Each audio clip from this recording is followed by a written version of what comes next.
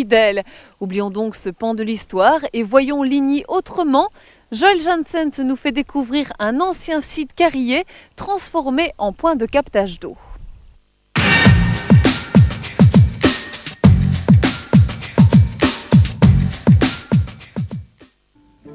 Situé à quelques centaines de mètres du centre de Ligny, ce grand lac n'est autre qu'une ancienne carrière désaffectée depuis longtemps et reconvertie en captage d'eau par la CIBE, la Compagnie intercommunale bruxelloise des eaux.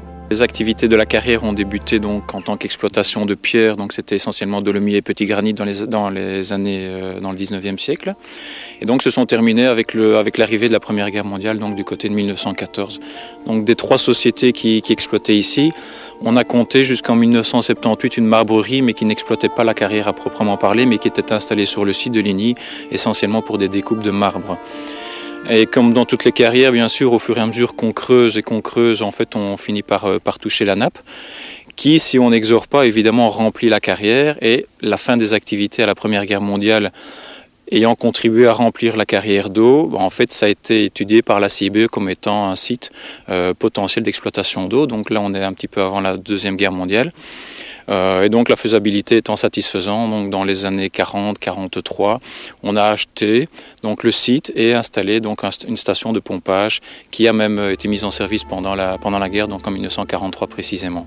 De 300 mètres de long sur 80 de large et 27 de profondeur, la carrière peut contenir quelques 400 000 m3 d'eau. La CIBE emploie le site comme captage de réserve, dont l'eau peut être mobilisable rapidement en cas de besoin, suite par exemple à une canicule ou à une pollution.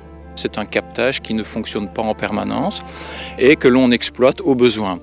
La condition sine qua non pour qu'on puisse en bénéficier quand on en a besoin, c'est évidemment de s'assurer et de le maintenir en état. Donc on est pour l'instant dans une phase de pompage, je dirais d'entretien, de maintenance électromécanique et hydraulique. Et on a décidé, on le faisait dans le passé, on l'avait un petit peu perdu de vue, donc cette fois-ci de pomper de l'ordre de 4 semaines, donc pour vider ce qu'on appelle complètement la carrière, donc de façon à assurer un renouvellement complet de l'eau. C'est quelque chose qui se faisait dans le passé, qui s'est un petit peu perdu avec le temps et qu'on a décidé pour un certain nombre de raisons de réinstaurer. Et donc vous tombez bien finalement puisqu'on est en pleine période de pompage et en 2 semaines on a perdu de l'ordre de 6 mètres de hauteur d'eau, donc à un pompage qui est aujourd'hui de l'ordre de 24 000 m3 par jour. Même si l'eau provient directement de la nappe aquifère, elle est stagnante et donc impropre à la consommation.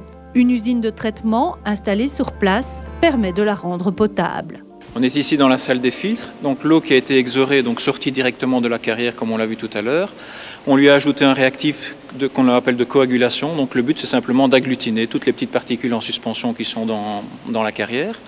Et donc évidemment après cette agglutination on forme des particules qui sont macroscopiques qu'il faut éliminer de l'eau.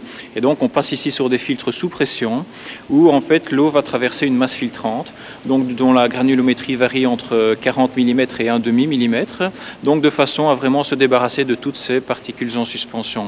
L'eau a été également préalablement chlorée donc avant le passage sur les filtres, de façon à ce qu'à la sortie des filtres, elle soit quasiment considérée comme potable, donc débarrassée des impuretés en suspension et pourvue d'une dose de chlore qui va assurer la stabilité biologique nécessaire à la consommation et de nouveau nécessaire à la conformité par rapport à la législation.